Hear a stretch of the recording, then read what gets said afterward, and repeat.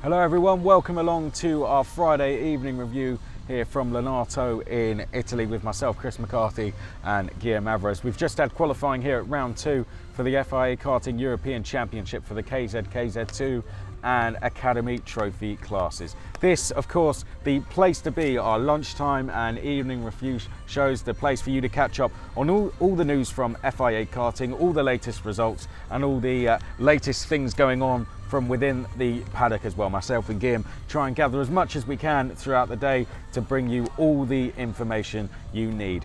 It's been a fantastic day, hasn't it, Guillaume? Absolutely. It really has. Absolutely. To give you an idea of what's happened today, we've had practice and we've had qualifying practice as well. Earlier we did our lunchtime show, our first one of the weekend. Of course, we're going to have those every day and we're going to have these every day, hopefully with some special guests. But we also did a walk around the paddock as well, where we went and spoke to a variation of different drivers from different classes and teams, and that was a really great experience to catch up with not just drivers but mechanics and team bosses as well. Well, let's bring you up to speed then with what's happened in qualifying. We're going to start with the KZ2 class. Now, on pole position in KZ2 was Emilian Denner.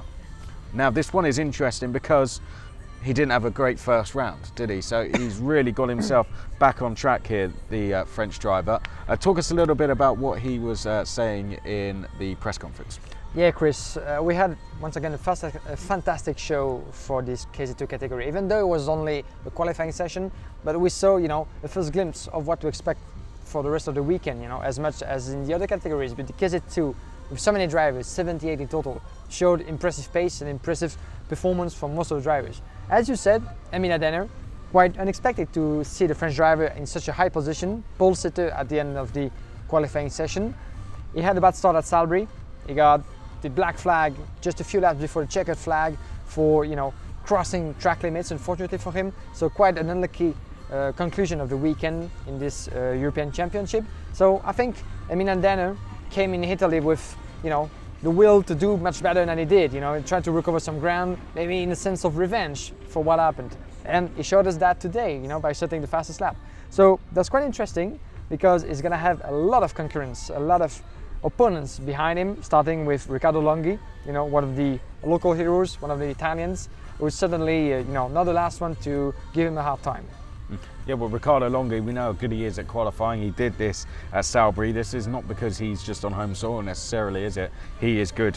He's a very quick driver. There's no two ways about it. He could be a championship contender had luck gone a little bit more his way at round 1. Giuseppe Palomba was third, Alexander Schmitz fourth, Alessandro Giardelli fifth. Then it was Giacomo Pellini, Matteo Vigano, Oliver Rasmussen, David Vidales and Adrian Renadan. Championship leader was 10th. To give you an idea of where the top 5 are in the championship, Renadan was 10th, we had Pierre Loubert in 12th, Hubert Petit was 28th, and then we had Pacini in 11th and Pellini in 6th. So Giacomo Pellini is going along very well at the moment. The way he's going, he's given himself at least a bit of a chance to do something. Adrian Renadan, I think, will be happy that he has Pierre Loubert and Hubert Petit behind him, but overall I don't think he'll be happy with 10th place, despite the fact there is 78 drivers here in this class. Absolutely, we're talking about the top 3 at Salbury, the 3 Frenchmen. As you said, quite a surprise coming from Adrien Renaudin. We had expected him just to be a contender at least for the pole position, as in the continuation of the pace he showed in Salbury. But once again, qualifying is one thing and the qualifying heats and the rest of the weekend is another. So such as the situation for Pierre Loubert and Hubert Petit, which is not the same. Hubert Petit is going to have a lot of ground to recover, so that's going to be interesting to see, how much he can do that tomorrow and during the qualifying heat to, try to collect as many points as he can. But the situation is the same for Adrien Renaudin. Once again, David Vidales was going to be starting on 9th position. Once again, not maybe the pace he had expected to show, but still, we can trust those drivers just to recover the ground at least enough for them to be on the grid for the final on Sunday. And let's talk about Denner a little bit more. You spoke to him as well, didn't you, in the press conference? Yeah. Just tell us, not just in the press conference, but how he was before and after the press conference as well when he was speaking to you. Very relaxed, I think. You could feel, a good, good atmosphere going on between the drivers vibes, as yeah. always, and that's quite impressive after such a very hot qualifying, such a performance, because it has been very hot indeed all over the place. It's going to be the same for the rest of the weekend. Still very fresh, very confident, I would say, and is more than happy to have at least showed of what he's capable of after a difficult start at Salbris. He's going to be on pole, so he's generally pretty happy, but he's aware that it's not going to be easy, not at all. And pole position, we know that, Chris, in that kind of event with so many races to go, sometimes doesn't mean much. And we have seen pole sitters losing pretty much everything on Saturday after a brilliant performance on Friday. So, well, let's go into KZ's very interesting results here. We have 1 point in the championship between Jeremy Iglesias and Jurek Pex. Now, Jurek managed to qualify 3rd place, which I think he'll be delighted with, and Jeremy was 9th. So already they're split up by a few positions on the grid, but Guillaume, I'll let you talk us through some of the rest of the positions. Yeah, absolutely.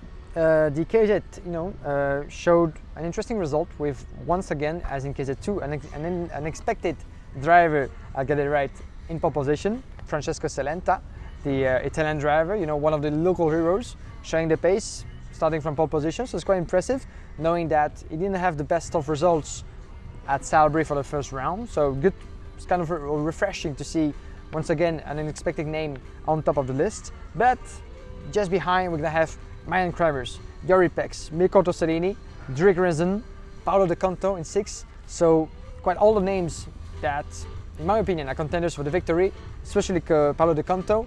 Don't know what you think, Chris, but it seemed to me that back at Salbris, he didn't show maybe the pace he was capable of, not at least on the entire weekend. Maybe this time it could be his chance on home soil. There's a reason Paolo De Conto has won as many titles as he has, because he's one of the best in the world. I think, let's be honest, in that field of 28 drivers, 70% of them on their day can win this round, let alone this championship. It's just about who gets it right on the day, who gets that extra bit of luck, I think, needed. At the moment, Jeremy Iglesias, Jurek Pex, it looks like a two-way fight, but qualifying, I think, has shaken things up a little bit, just a little bit. Some of the championship contenders are down the top 10, some not new faces, but if you like, but some of those guys not within the championship and who will be straight up and say, I'm not here to fight for the championship, there towards the front. So quite an interesting dynamic. Let's quickly move on to the Academy Trophy class, because we are running out of time, I'm afraid. Sami Megatunif is on pole position. He would have been absolutely delighted that, particularly when the drivers he's fighting with in the championship, Murray Boyer and Kobe Pauwels, are both out of the top 10, 12th and 14th. Yeah, that's impressive from the young Frenchman Megatunif, as the fact that he set the fastest lap in the first group of qualifying, as the Academy Trophy had 2. So he was really into it in the first minutes, in the first stages of the qualifying session, which is not always the case, I would say. You know that the track with the temperatures, the tires, everything evolves, everything improves. So sometimes you can see improvement in lap time at the end of the second group, for example, at the end of the global qualifying. But being able to be the fastest straight on into the first group is quite impressive, and no one was able to beat him afterwards. So, as you said, with the fact that Boya, the young Spanish driver, is so far behind in the field, that's going to be once again interesting to see how much ground he can recover during the heats, and that should give us quite a good final. Someone who did nearly beat him, Federico Albanese, the Italian, was only 6 thousandths away from taking pole position. Fantastic stuff from him. He was quickest in the second group, and that's exactly in our lunchtime show. If we go back in time a little bit, we sat here in these very seats and said, the Italians, watch out for them this weekend. There we go, Albanese second. Joshua Courts, the South African driver, was third. Brilliant improvement from him from round 1. Guillaume de Figueiredo fourth. Josh Ratican, where he finished actually at Salbris, 5th place for him. Kaya Signelis was very, very quick the first round, continuing that pace. Then we had Craig Tanich in 7th place. Nicolas Pino Munoz, I think, was actually unfortunate to be down in 8th. I think he could have been a little bit higher. Likewise, Tuka Tapanen, who was quickest throughout the whole day in qualifying. So watch out for the Finn tomorrow. Colin Queen was in pole position at one time. Yeah, 10th place for him. Very, very close overall. You look down, less than 2 tenths between 22 drivers. That's actually closer than what it is in KZ. Yeah, I think it shows once again how competitive this Academy Trophy is, We have 47 drivers from more than 40 countries around the world gathering all on the same location. and they all have the same material. So once again, it's up to the driver to show up his skills, you know, to show up what he's capable of. And once again, you know, to see such a tiny gap between so many drivers, once again, it shows, you know, how talented they all are and how disputed the heats and the final will be. As much as we saw at Salisbury, hopefully, otherwise, because what we saw in Salisbury, Chris, I think we all agree was absolutely fantastic show. Well, that's all we have time for, I'm afraid. I hope you've enjoyed watching for our first evening review of the weekend.